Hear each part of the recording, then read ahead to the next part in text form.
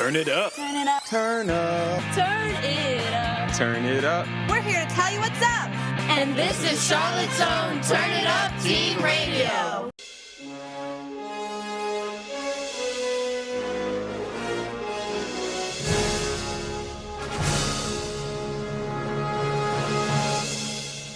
I'm Matt. And I'm Shelly. And this is Turn It Up Teen Radio.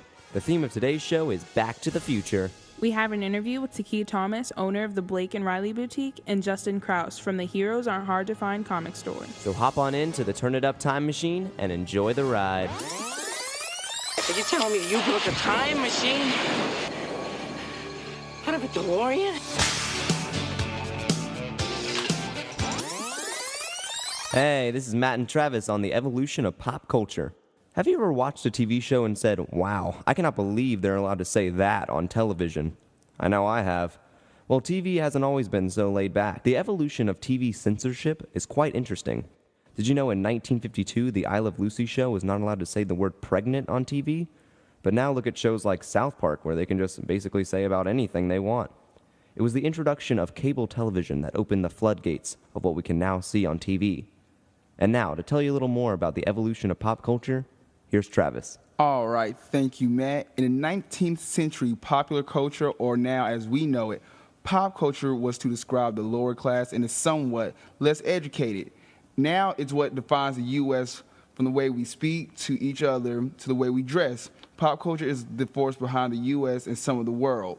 But what's the exact definition of pop culture? The exact definition is the cultural activities or commercial products, reflections suited to or aimed at the taste of the general masses of people. The definition has grown from meaning low class to, at the conclusion of World War II, it was associated with consumer buying habits. Now that's something crazy. And socially accepted behaviors of the majority now is just cultural activities. What's the source though? What's the influence? Television is the largest source and influencer of pop culture since the 1950s, just like Matt said.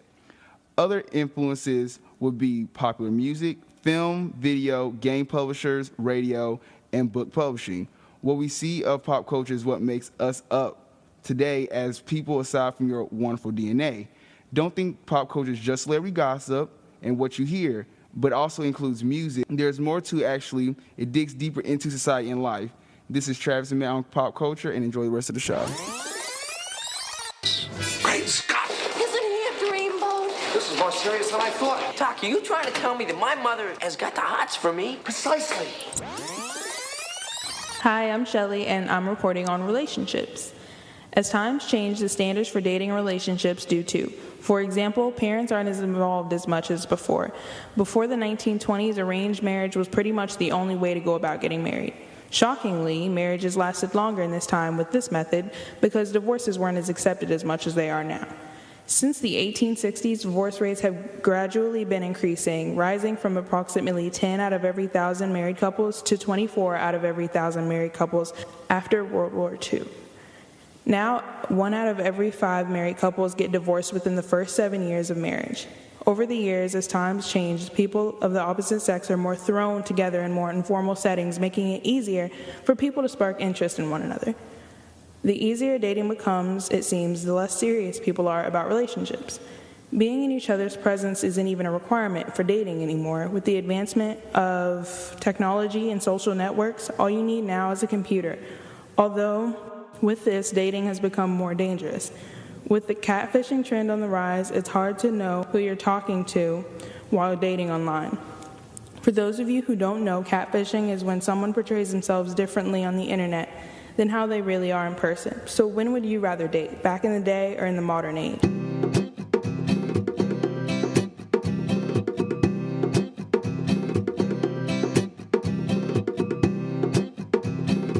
Apply for Season 3 Turn It Up Teen Radio program. Charlotte Mecklenburg Library presents Season 3 of the Turn It Up Teen Radio program. This program incorporates literacy and public speaking into a curriculum that exposes teens to the industry of journalism and radio broadcasting. Teens are mentored by industry professionals and challenged every month to create and produce their very own radio show. This program is in partnership with Carolina School of Broadcasting and WFAE Radio. Teens between the ages of 12 and 18 can apply for the Turn It Up Teen Radio program from December 16th until January 19th. Teens will be contacted within 2 weeks following the registration deadline to set up an interview. Season 3 of Turn It Up Teen Radio program is scheduled from February 15th, 2014 to June 5th, 2014. Teens in the program meet every Thursday between 4:30 and 6:30 p.m. and are required to attend a mandatory Saturday orientation on February 15th. Teens can go to www.libraryloft.org and click the Get Involved tab to find out more info. Hey man, the dance is over, unless you know somebody else that can play the guitar.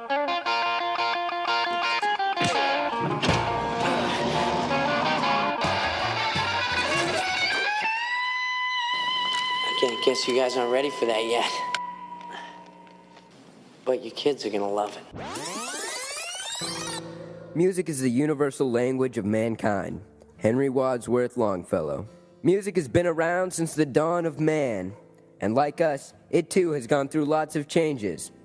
Many different musicians have come and gone in the series of past generations, some of which were trendsetters, music genre pioneers, artistic and impacting, or simply sending a message to their audience. Most musicians in present day have a harder time making money due to the legal downloading of their CD albums throughout the internet. On July 11, 2000, Lars Ulrich, the drummer from the heavy metal band Metallica, met with the Senate Judiciary Committee demanding a minimum of $10 million from Napster Incorporated for copyright infringement. Napster's peer-to-peer file-sharing network had many users placing and downloading music against copyright laws.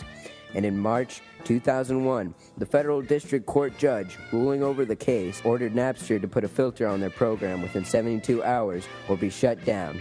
Many believe that the downloading of music against copyright laws will soon come to an end, thanks to the legal NSA and FBI surveillance programs.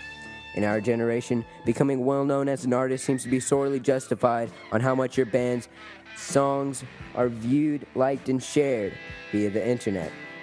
Next time you listen to music, try to evaluate it. Remember that every song's history goes farther than you think. And don't hesitate to learn and listen. Music can be very influential on your life, because it's really much more than just noise. It's an absolutely fascinating part of human culture that I hope lives on long till our demise.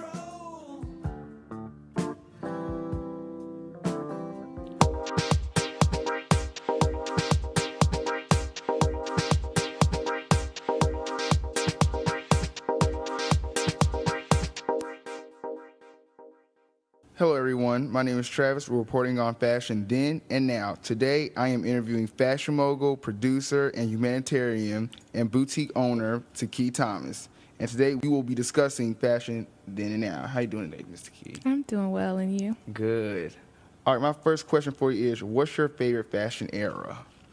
I would probably have to say the 70s, because the fact that they had such a variety of different styles. You had your bell bottoms, you had your nylon leggings and jeggings, you had your colors, you had your crop tees, sequins. It was just a huge variety when it comes to fashion and during that time. So I would probably have to say the 70s was my favorite. All right, that's also one of my favorites and my mother's favorites. All right, and where do you think fashion is headed? Do you think it's headed backwards, as in it's going to repeat, or are we going to develop our own sense of fashion?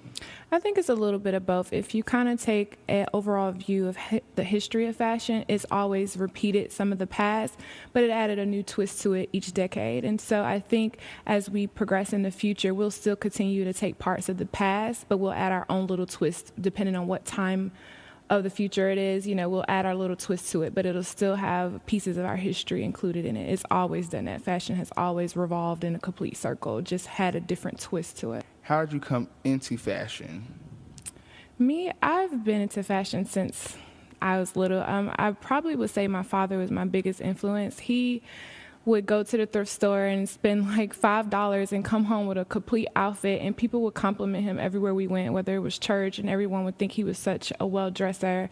And I'm like, but he only spent $5, and they didn't know, but they would think it was very expensive what he had on, but he would take it, create it, make it his own, and he would just rock it and spend, you know, very little money by going to Goodwills and thrift stores, and so he influenced me a lot. And he also would make things. He would alter our clothes when we were little, hem our pants if we needed it. So that's how I kind of learned to take things and make it my own. And I think that was the start of my career in fashion. Okay. And how do you think the fashion world is influenced?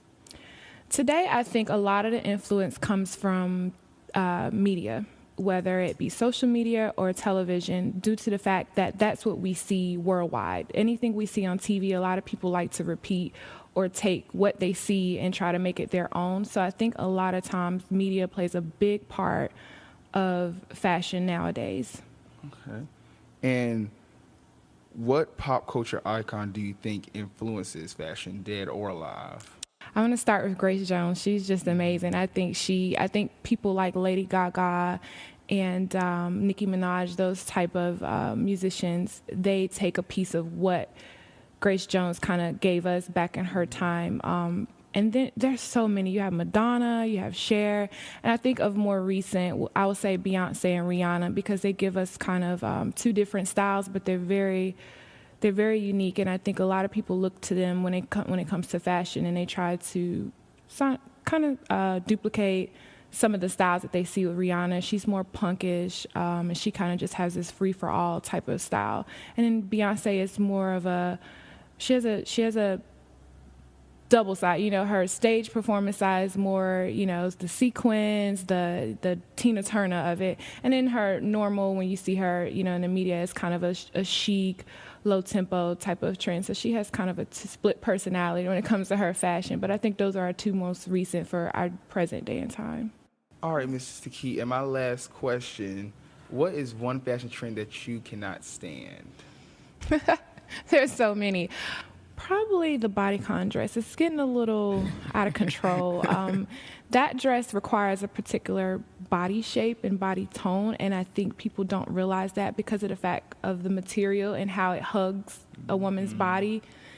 And so I've seen a lot of people wear it improperly, and so it takes away from that trend of that dress, which is unfortunate because it really was a cool trend when it first started, but because it hasn't been done right, it kind of has watered down what it originally was a good trend, So that's probably one, but there's quite a bit of them. People need to realize about trends is that they have a short shelf life. Trends are just in for a season, if that long.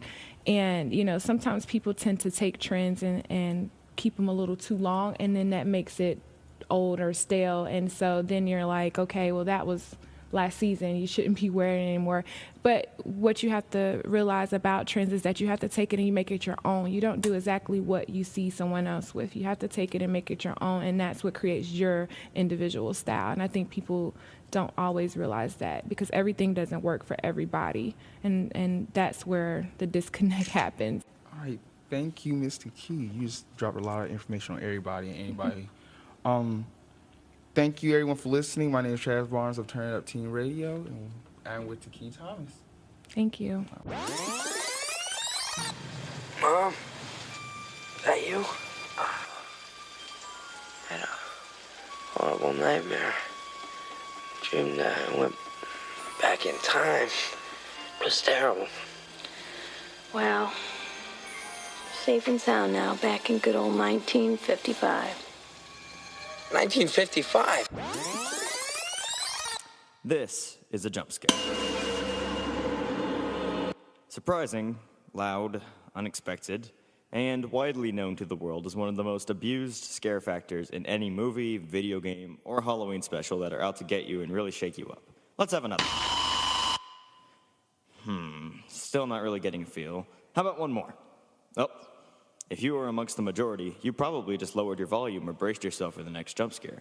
But are you scared if I keep throwing these loud noises at you, or are you just surprised? Throughout the years, horror is constantly evolving to appeal to an audience. Do you ever question what happened to the old-fashioned zombies, vampires, and werewolves that became mere Halloween decorations?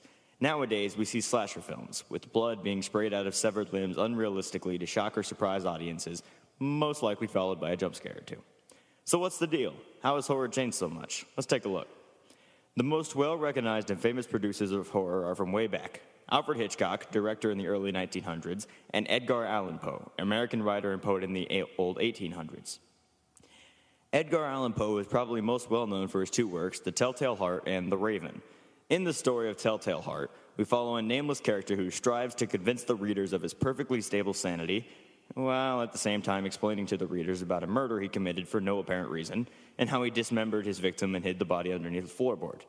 The Raven is a poem about a man undergoing a loss of a loved one, and while he expresses his grief, a very annoying crow clicks on his door constantly, repeating the phrase nevermore until the man goes insane. Alfred Hitchcock is no doubt well known for his work Psycho and The Birds. Psycho came out in 1960, where the insane, multi-personality suffering Norman Bates murders a young woman before throwing her body in a lake without knowing that he is the criminal. The Birds depicts Bodega Bay, California, which is suddenly, and for unexplained reasons, the subject of a series of widespread and violent bird attacks over the course of a few days.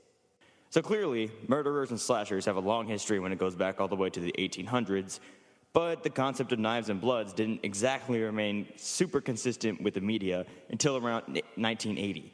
What happened between then? Let's take a look. Back in 1979, the movie Alien made its debut. The screen showed a group of humans returning from a long-lost space voyage to home planet Earth when it receives a distress signal. An alien eventually runs loose in the ship and ends up killing a vast majority of the crew through bloody, horrendous ways. Viewers screamed, fainted, vomited, and some ran from the theater at the sight of the movie. Alien was a science fiction movie, not even a horror movie, but one of its first films to show such graphic scenes in its time. Nowadays, you can see the ordinary violence of aliens in everyday action films. When the terrifying bestseller-inspired thriller movie Jaws hit theaters, it shocked people so bad that in waters off the U.S. eastern seaboard, populations of species of sharks have dropped by 50%, and some have fallen as much as even 90%. At the turn of the 20th century, there was this perception that sharks had never attacked a human being, said George Burgess, director of the Florida Program for Shark Research in Gainesville. There was even a reward offered if somebody could prove they were bitten by a shark, money that was never collected. And yet, with a lack of evidence that sharks are killers, society was still scared to death at the idea of large sharks swimming underneath them. In more recent terms, the film Friday the 13th came out in 1980, and the very first movie since then has gathered $39.7 million, and together has had a total of 10 sequels, with a series reboot in 2009 and a crossover with the Nightmare on Elm Street franchise in 2003. And it definitely showed that the world was still hungry for horror films. Friday the 13th was an extremely graphic movie, showing limbs being severed and humans sliced open, but nobody really minded as much as they would have in 1979, almost as if they had become used to the violence. The entire movie bases its scare factor around brutality and suspense, whereas the series Halloween actually showed no blood or gore in the first movie, relying completely on camera angles and lighting effects. It tells the story of Michael Myers, and the audience follows him as he haunts and stalks pedestrians on Halloween night. The original movie only had a budget of $325,000, whereas the second movie had a budget of $2.5 million. So what changed the entire spectrum of costume aliens and shark puppets to full-on actors with masks, blades, and a good intention to finish off their target? Good question. And the answer as to why this genre keeps on going is you. You'll keep on watching, and we'll keep on producing, and sure, maybe you'll get tired of the concepts, but that doesn't stop us from just creating a new one to persistently follow you into your nightmares and your thoughts. And maybe, just maybe, watching the people on the big screen break down might just have the chance to set off a spark as to how you might break down someday. And the question as to why something is or is not scary doesn't matter. Because in the big picture, you have much more to worry about than a simple jump scare. Try getting that out of your mind.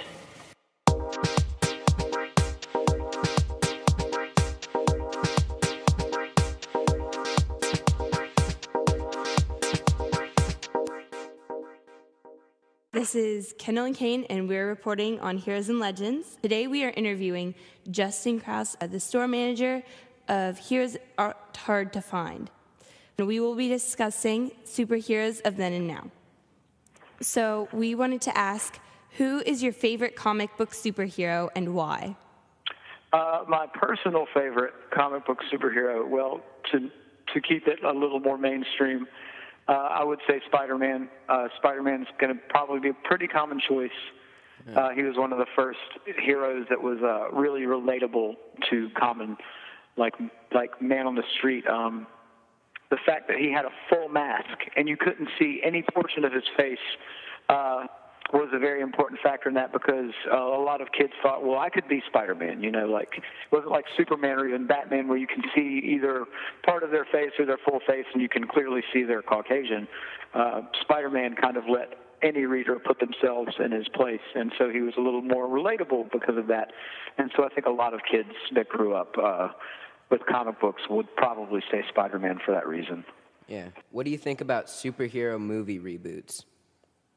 Reboots, well, I mean, if it's something that's been done like fairly recently, I don't think a reboot is necessary. Like I don't feel like a Superman reboot was necessary, but then again, I haven't seen Man of Steel, so I can't speak to that. I think in some instances, like Batman, for instance, probably needed to be dusted off a little bit. So that was a successful reboot, I would say. But then, there's talk of things like RoboCop getting remade, and RoboCop is still a pretty contemporary movie, and for what it is, it's pretty much effective. It doesn't really need to be modernized in any way, I don't think. Yeah, I feel the same way.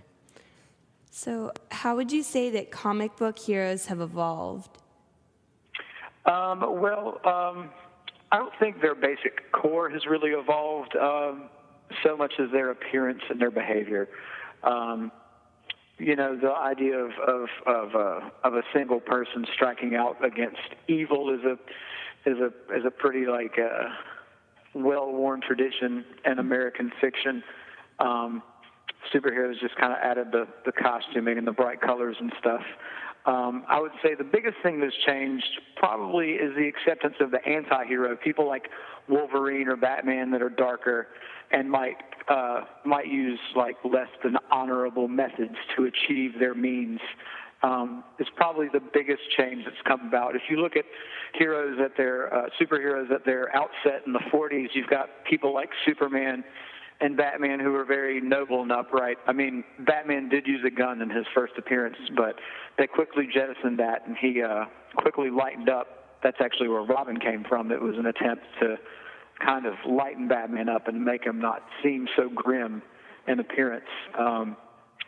So I would say the acceptance of guys like Wolverine and like Deadpool is a really popular hero now who, while he's humorous, he's pretty violent, and he kind of does some messed up things sometimes. So I would say that's probably the biggest factor in the evolution of the superheroes.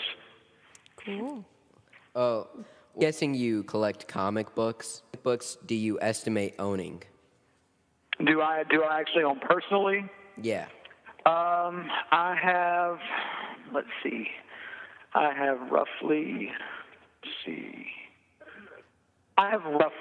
maybe 3,500 to 4,000 single comic books. Whoa! Wow.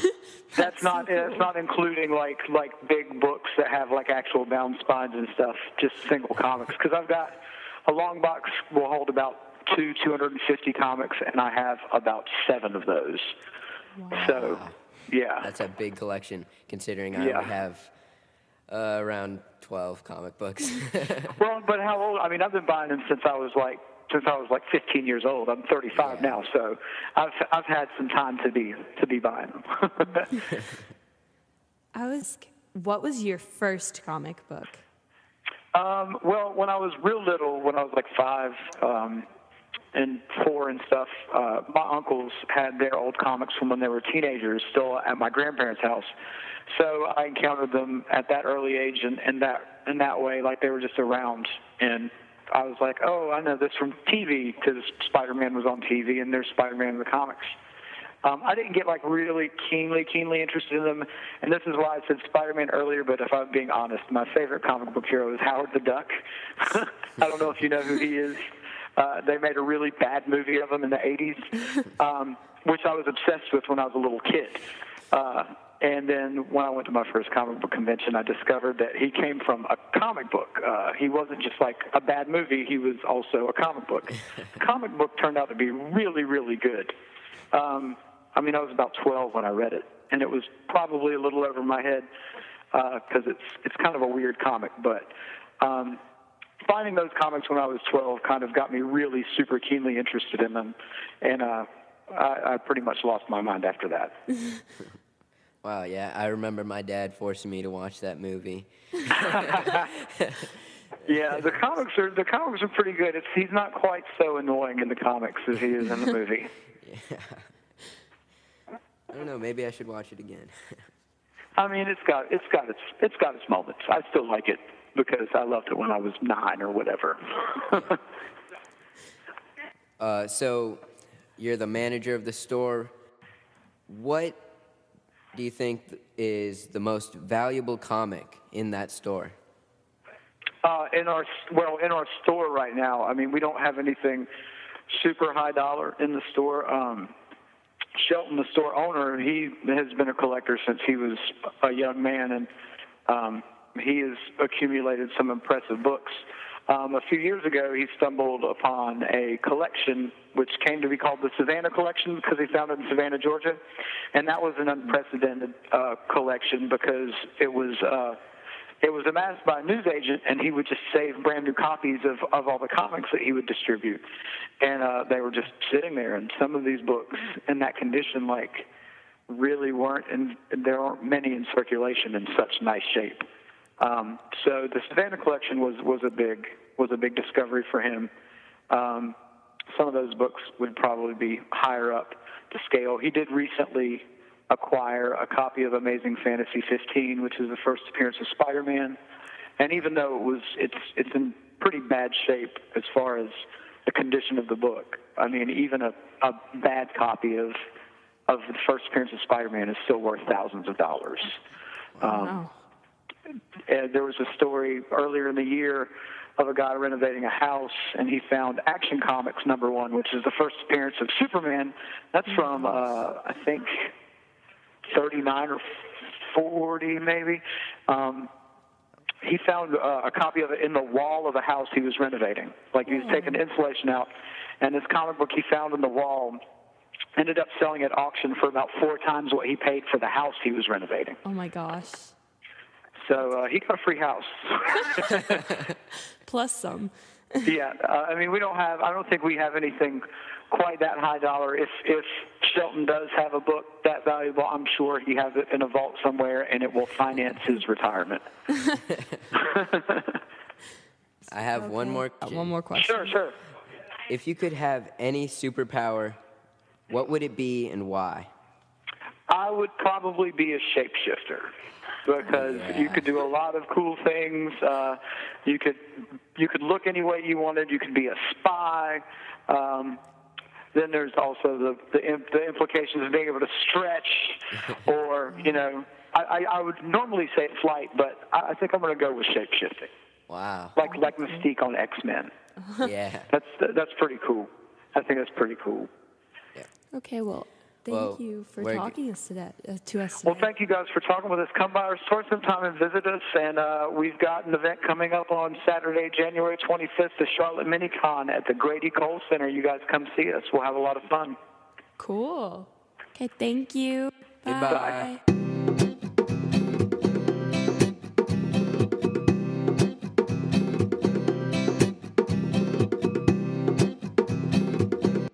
Teens, are you creative and interested in opportunities to express yourself in an artistic way? Well, the Youth Arts Festival is definitely an event you should attend. With the theme, Emerging the Young at Art, this is surely an event that young aspiring artists would not want to miss. The event will be held on Saturday, January 18th from 10 a.m. to 2 p.m. at Imaginon with workshops led by professional artists. This is a free event for youth between the ages 10 and 18. The Youth Arts Festival is a partnership with Charlotte-Mecklenburg Library at Imaginon and Beyond the Arts. For more information, email the Loft at cmlibrary.org or call 704-416-4660. I'm from the future. I came here in a time machine that you invented. It worked! I finally invent something that works! Hey everyone, this is Matt and Kane talking about technology. Hello. Hi. Hey Kane, so technology is kind of an interesting topic. I mean, they've got so many different inventions coming out now. I mean, who are some of your favorite inventors and what have they done? Well, many different things have been invented that work much like historical drafts for stuff we now use in modern civilization. Because of Alexander Graham Bell, inventor of the first telephone, Philip Farnsworth and Charles Francis Jenkins, inventor of the television, John McCly and J. Presper Eckert, inventor of the ENIAC. Oh, okay, wait. Kane, what's an ENIAC? Well, it was one of the very first computers ever made. The ENIAC had wires and tubes stretching long distances. It took many people to operate. Wow, that's pretty cool. Onto my list of inventors is Steve Jobs and Steve Wozniak, inventors of the first personal computer. I'm sure you're familiar with them. Oh, yeah. And Carl Benz, inventor of the first modern car. Blaise Pascal, inventor of the first working calculator. And Martin Cooper, inventor of the cell phone. We've been left with a bright future for technology because of them. Many people discover and invent things every year, and every innovation is like a stepping stone in human development. The way I see it, inventions will continue to become more complex every decade, with new discoveries in technology every day, whether it be small or recognized worldwide. Our sci-fi future just might be closer than we think. Now here's Matt to give you his take on the future of technology. Hey, thanks, Kane. Do you guys ever wonder what technology is going to look like in the future? I mean, will we have flying cars, space elevators, time machines? I mean, who knows? Jeff Hollingsworth, director of marketing at Ericsson, a leading telecommunications company, says that we are on the cusp of designing universal access. This basically means that he thinks that in the future, we're going to be able to get any kind of information we want and whenever we want it. Wouldn't that be cool if everything you owned was connected to the internet? In fact, some scientists are developing a refrigerator that will allow you to check your emails, surf the web, watch TV. I mean, that is just one smart refrigerator. Look, am I the only one who's excited about the future? A lot of kids laugh at their parents today because they used to listen to music on records or cassette tapes. But I mean, who knows? Maybe one day our kids will laugh at us because we listen to music on iPods instead of having a robot come and sing them to us. I'm just can't wait to see what technology is going to look like in the future. This has been Matt and Kane speaking on technology. And thanks for listening. Thanks for listening. This is Travis from Turn It Up Teen Radio. Thank you for listening and stay tuned for next time.